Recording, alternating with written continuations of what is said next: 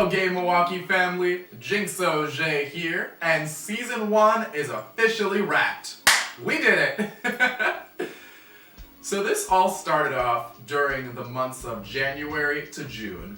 The Space Cats and I, we worked with Milwaukee Pride Fest closer than ever this year, and between meetings, dance rehearsals, being with the community, and being at Pride all 4 days this year, we got to hear so many amazing stories and truths and just things you would never expect to hear from the faces you see every day in our community. And that really struck a chord inside of me, and I had this nagging feeling that I had to tell these stories. Like, there was this voice, I kid you not, inside me that was going, you have to tell these stories, you have to tell these stories, you have to tell these stories. These are the same people we see every day. Who would know that these are the things that they go through or that are important to them or people wouldn't recognize unless someone said something? And I vividly remember that was a nagging voice in the back of my head, and so I was like, let's do this. And I figured in the beginning we would just start by posting a few videos of interviews on our pages where we could have an authentic conversation, where we could have conversations most people aren't willing to have, and just be real about it, and just, for better or for worse, just tell our stories. And it took off so quickly. None of us were prepared. It grew so fast. We had to create a Facebook page, a YouTube page, and a website, which it's like, what have we started? And a lot of people in the community really gravitated towards it, and we were really proud of that on so many levels. I feel like I've learned so much on a personal note. I feel like a lot of people have taken a lot away from this in the best ways possible. Some episodes make you laugh, some are just so real they make you gasp and just make you go and some really make you want to cry. And that has been a tremendous growing experience to be able, and honor, to be able to sit with these people and hear their truths and their stories. And it's so grateful to be the host of this show, and everyone at the channel, we're so happy to be a part of this and to be able to put this out into the ether. With that being said, here's some highlights from this season. There's a huge stigma behind talking about your feelings now, and I feel like all we do in our songs is talk about our feelings. I really hope that it's just something that they'll adjust to, and they'll get over an initial shock and they'll realize that I'm still the same person. I'm still a bad dancer. I still, am the runt of the litter. I might weigh a little bit more, but I'll still be the shortest one in the family. So, I'm still the same person. It's just the outside that looks a little bit different. We were talking about earlier, with the whole, I've been discriminated against by white people for being black, by black people for being gay, and by gay people for being too feminine. Everybody has a story, we've all have struggles, but I think the biggest thing I feel like that keeps me going is taking that and turning it into strength. I feel like being Tempest and facing the stuff that I face in and out of drag as a person has made me to where I am now. You are not a condom yourself, even if you are taking PrEP. You are not a condom yourself. So just remember that, please. It's just lowering your chances of catching HIV. It's not protecting you from even, escalating to that point of you getting it, because the fact is, we don't know, whether this person you're having a relationship with is positive or not, or if they have an STD with them, and, carrying extra baggage with them and stuff like that. So, again, yeah, it's not a condom. For me personally, it's if we can help someone either accept who they are, believe that they're wanted and accepted in the community, or even just get them out of their comfort zone and just make them feel wanted somewhere that they didn't expect. That helps me. All my sleepless nights of doing this, it helps me. I guess this helps have others, like you said too, that come out of their shell or maybe still closeted, and hopefully I'll bring them out and just support us and support others. And that's what basically all we're about, is supporting each other in the community. Like I said, whether it be in the city or wherever we go, we want to just help support. Most most of us who are somewhere in the LGBT community have had some period of time where we did feel, I have to be this way, I have to be that way to make my family happy, to make other people happy, because they have this expectation that I'm going to do this and this and that. So it's almost more self-inflicted that you have to be such and such a way, when it's self-inflicted and it's totally up to you to recognize, you know what, I don't want to do that. I don't want to do that. Nobody is requiring me to do that. You don't really identify with either gender. You feel more in between. Like, I've always not really felt like a girl, but I've never really felt quite like a guy either. So once I started dating someone that was actually trans, I was more, well, a whole bunch of stuff happened pretty much, but like, I was just kind of like, you know, I think I'm non-binary actually, because that just seems to fit, you know, it just seems to make sense to me more so than being female, because funny enough, I did some performances for the Milltown Kings, and I didn't dress male drag, I dressed female for the drag performances, and it felt like drag to me because I'm not really a like feminine person. So yeah, I just feel like in between, so that's what I am. If I had that expectation being polyamorous, then all of my partners would be kind of the same.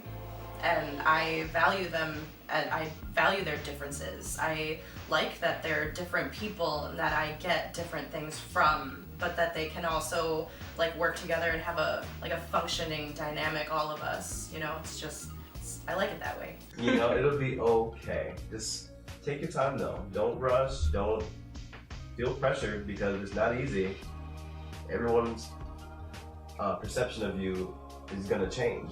And that's okay, because you want it to. You don't want people to think you're something you're not. You want them to see your authentic self through and through. When like growing up, kids they would always ask me why I had two moms, like if they had never met gay people before, or if they had straight parents. Like really, because like in kindergarten, like you're gonna meet people, or at least I've met people who had never met gay people before, and then they'll be like, oh, like, who's your dad? Like, you have two moms? Okay, like, maybe, like, my parents are divorced, now I have two moms, but, like, where's your dad? And that was when I'd be like, well, I don't know my dad. Like, I had a sperm donor for a father, but, I have two moms. And that usually led to which mom is like the dad. Being bi doesn't mean you need to have both, nor does it mean that you are just out there constantly looking for someone.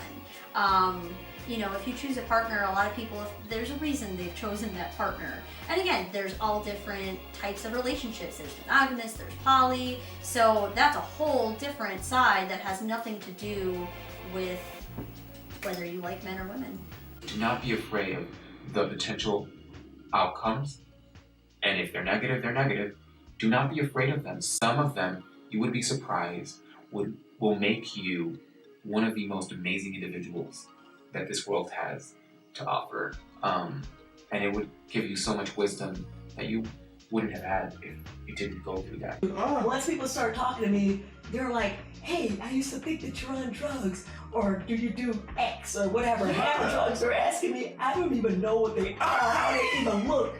I used to drink, but I stopped drinking, but never, ever, ever done drugs, ever in my life. So they'll be like, I love your energy, I wish I had that. Give me some of what you're on, or where do you get that from?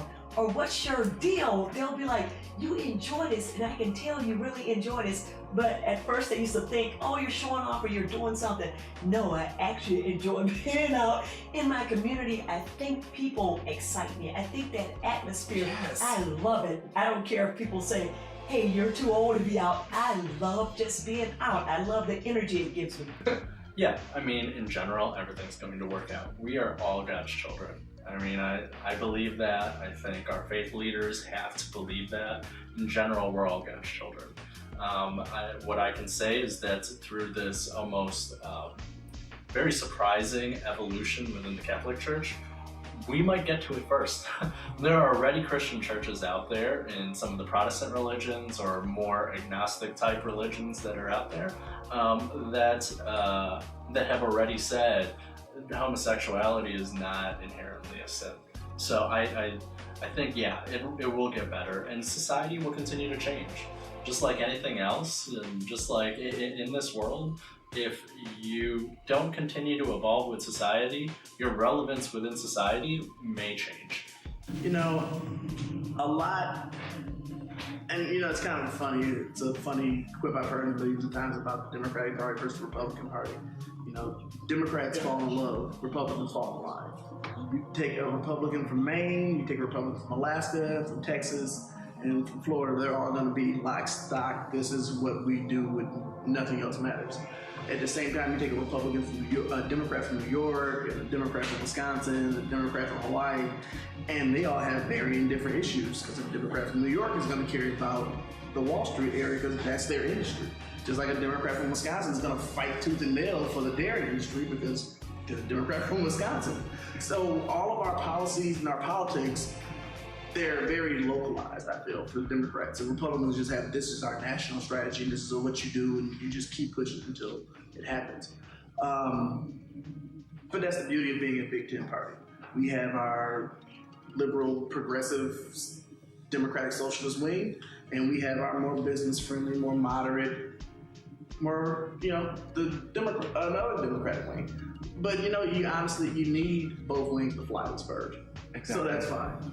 I'd rather have a Big Ten party where we agree with each other 80% of the time than have a very just down the line, we agree 100% of the time, and we never expand our base beyond that.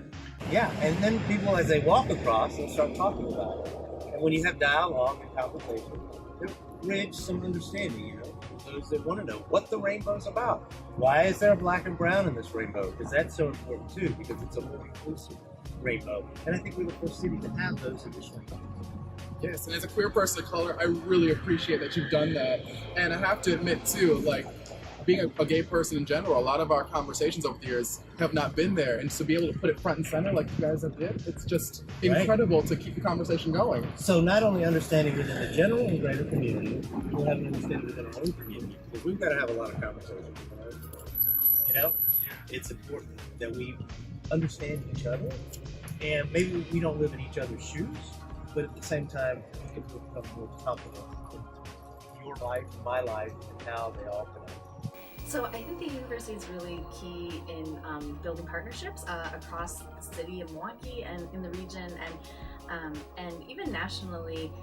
What I would say is that we, as an LGBT resource center, have been instrumental in working with both the Milwaukee LGBT Community Center, Diverse and Resilient, Forge, several, Queen City Foundation, just to name a few. I mean, certainly we have an extensive list of partners and folks who we are connected to. And I would say that we have really sought to create an environment and a campus that celebrates and affirms LGBTQ plus people, and in turn brings them out into the world to be able to be contributing to the vibrancy of our larger Milwaukee LGBTQ plus communities. You know, I think one of the things that makes Milwaukee, Wisconsin really unique is our desire and wanting to be innovative in things. And as I work with business owners, there's a drive to really promote themselves, to get out there and try something new, try something different. But I think with that, the thing that I really love the most is there's also, I call it Midwest nice. There's a humbleness that comes with it.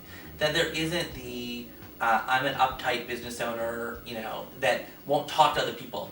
It's a community that wants to help one another, that wants to support each other.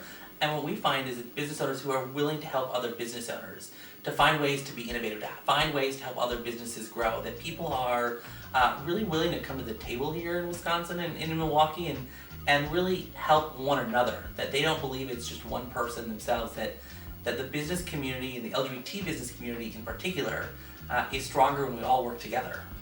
A really well-lived life isn't about money. It's not about any of these things. What it's really about is it's a collection of experiences that polish us, that make us grow, that make us reach. So you learn from experiences. So the person that doesn't reach for more experiences is going to be less well-rounded than that person that keeps reaching. These are our stories, and we're not going anywhere. We're currently working on season 2 right now, and it's going to be back bigger and brighter than ever.